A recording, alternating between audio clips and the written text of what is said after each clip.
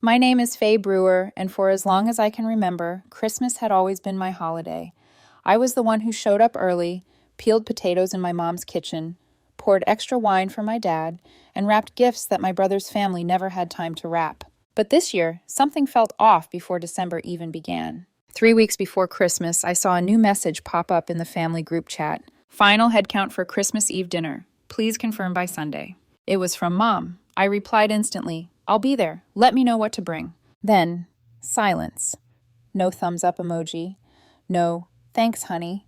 Not even a snarky reply from my brother's wife, Melissa, who usually couldn't resist one-upping me with a comment about her signature dessert. I brushed it off, told myself it was just one of those group chats where nobody replied right away. But as the week went on, the silence started to buzz in my head.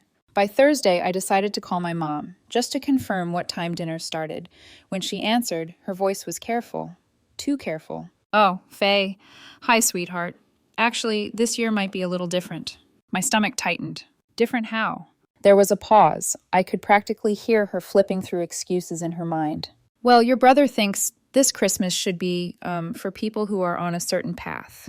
You know, successful people. And we kind of agree. And for a second, I laughed. I honestly thought she was joking. Mom, did Chase lose his mind? But she didn't laugh back. Instead, she said softly, Honey, maybe this year you can take some time to reflect. You've been so distant lately, working all the time, not dating seriously, living alone. Maybe it's time to think about what you really want. I froze. I wanted to ask if she was serious, if she actually believed being single and independent made me unsuccessful. But her tone told me everything. They didn't want me there. Not because of who I was, but because I didn't fit the image Chase wanted to parade around his fancy catered Christmas table. Got it, I said. Merry Christmas, Mom. Then I hung up. No tears, no yelling, just the kind of hollow quiet that comes when you finally see the truth that's been hiding in plain sight. That night, I sat on my couch, staring at my laptop screen. I wasn't thinking about gifts or Christmas cards. I was thinking about balance sheets. Because here's the part they'd conveniently forgotten. I'd been paying both of Chase's kids' private school tuition for the past 2 years. His wife, Melissa, had taken time off to find herself, and somehow her self-discovery involved luxury yoga retreats and a leased Lexus SUV, which, of course, was also under my name. So if I wasn't successful enough to sit at their table, maybe I also wasn't successful enough to bankroll their lifestyle. I opened the tuition portal first. Delete card info. Confirm. Then the car lease account. Remove payment method. Confirm. Grocery delivery service? Gone. Shared savings account for their emergency fund? I transferred every cent, $8,000, back to my own account. By the time I closed my laptop, I felt weightless, not happy, not vengeful, just done.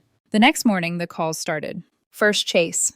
His voice sounded casual, like he was trying to play it cool. Hey, weird thing. The school's saying the tuition payment didn't go through. Can you check your card? I didn't answer. Then Melissa. Hi, Faye. It's Melissa. The lease company says the payment's late, and it's like Christmas week. Could you fix it before it affects our credit? Still nothing. By noon, Mom called 3 times in a row. Her voicemail was dripping with guilt and self-righteousness all at once. Sweetheart, I don't want to get in the middle of this, but don't let holiday drama affect the kids. Be the bigger person, okay? That part, be the bigger person, made me laugh out loud. Because I'd been the bigger person for years. The quiet provider, the invisible scaffolding, holding up Chase's perfect family portrait. But not anymore. That weekend, I went through my apartment cleaning, folding laundry, clearing counters. It was strange how peaceful it felt to finally have no obligations hanging over my head. When Christmas Eve came, I lit a cinnamon candle, ordered sushi, and watched reruns of Shark Tank. No drama, no fake smiles, just peace. Later that night, I opened Instagram. I don't know why I did it. Curiosity, I guess. There they were, all dressed up like a magazine ad. My parents, Chase, and Melissa, posing in front of a long banquet table covered in silverware and white roses. The caption read, Grateful to celebrate with the most accomplished people I know. No mention of me, no photo of the kids, just champagne glasses and self-importance. Melissa had even posted a reel, panning across the room before turning the camera on herself, smiling smugly as she toasted to the caption, Surround yourself with people who reflect your level. I took a screenshot. Reflect your level. It almost made me laugh again, because they were celebrating on a table built with money they didn't earn, money that had come straight out of my account. Let them toast.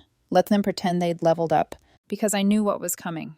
The tuition bills, the car payments, the overdue grocery accounts.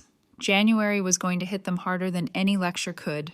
I took one last look at their pictures and whispered to myself, let's see how polished your level looks when the bills start bouncing.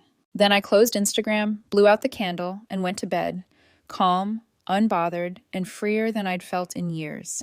The first cracks appeared 3 days after Christmas. I woke up to 6 missed calls from Chase and 2 from Mom. No messages, just that anxious silence people leave when they're hoping you'll be the one to fix things. By noon, my phone buzzed again, this time with a text from Chase. Hey, something's wrong with the school payment. They say January's tuition hasn't gone through. You know anything about that? I looked at the message for a long time, smiling faintly. The tone was still casual.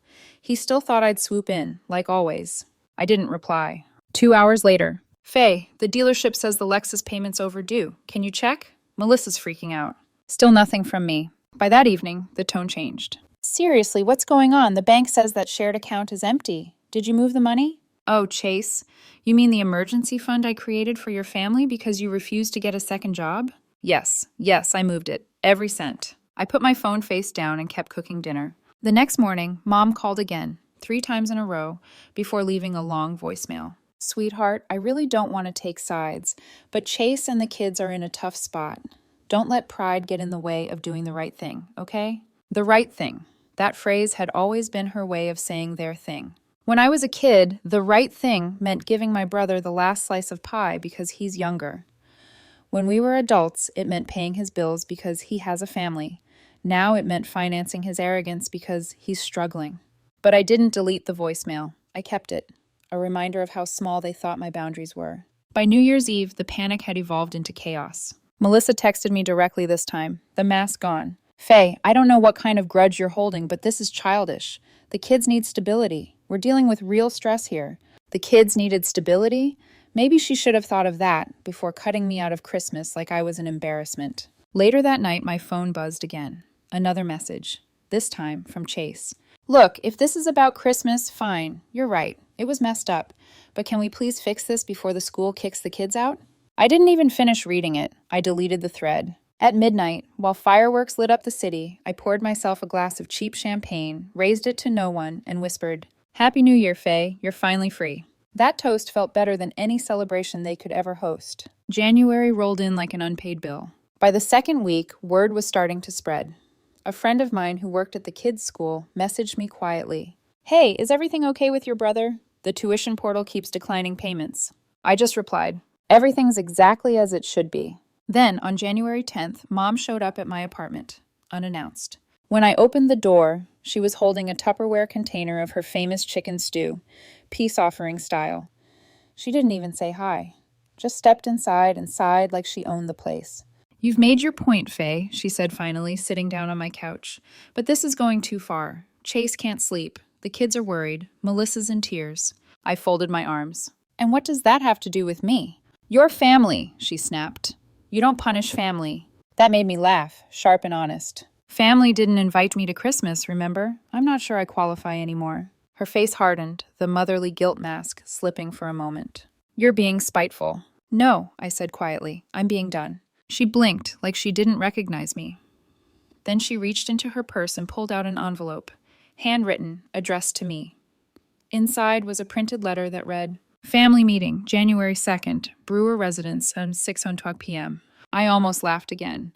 They were scheduling my forgiveness like it was a corporate meeting. I didn't agree to go, but I did show up, because I wanted to look every single one of them in the eye while they squirmed. When I arrived that evening, the house looked smaller somehow, the warmth gone, replaced by tension that clung to the walls. Chase was on the couch, unshaven, eyes heavy with sleepless nights. Dad stood near the window, pretending to be calm. Mom hovered near the dining table with that polite, brittle smile she wore when she was about to scold someone. No, Melissa. You look tired, I said. No one replied. Dad cleared his throat and launched into a speech like he was reading from a script. Faye, your mother and I think this has gone too far. This punishment, it's cruel. You've always been the responsible one, the level-headed one. We expected better. I just looked at him. The responsible one, the level-headed one. Translation: the one who keeps paying when everyone else screws up. Mom jumped in quickly. Honey, no one's perfect. We all make mistakes, but we need to move forward. This isn't who you are. But before she could finish, Chase interrupted, his voice low, shaky. No, Mom, it is who she is, and I deserve it. Everyone froze. I used her, he said. We all did. She made it easy. Every time she helped, it made me feel smaller. I hated that she could do what I couldn't, so I turned it into a joke, a competition, a reason to keep her out, and it worked, until now. He looked up at me then, raw, defeated. You could have said no, Faye, but you didn't. You kept helping, so we stopped pretending to deserve it. The room went silent. Even Mom didn't know how to respond. I took a breath, calm. Then I guess we both learned something. Faye, Mom started, but I raised my hand. No, I'm not here to argue. I just wanted to hear it from him. And I did. I turned to leave, but before I reached the door, Chase said quietly, I'll fix it myself. That made me pause. He didn't ask for forgiveness. He didn't make promises. Just that one line. Good, I said, because I'm done fixing it for you. And for the first time, I walked out of that house without the familiar ache of guilt pulling at me. No anger, no satisfaction, just peace. A door closed behind me, literally and metaphorically, and I didn't look back. It took about 2 weeks of silence before I realized something had shifted. No more calls, no guilt-tripping voicemails, no half-baked excuses about just the kids. It was quiet, eerily so. At first, I assumed they were just stewing in pride, but then, one Tuesday night, I came home to find a small, yellow padded envelope on my doorstep. No postage, no return address. Inside, a neat stack of receipts, private school invoices, grocery delivery statements, lease payment screenshots, each one highlighted, organized. On top, a note written in my brother's handwriting.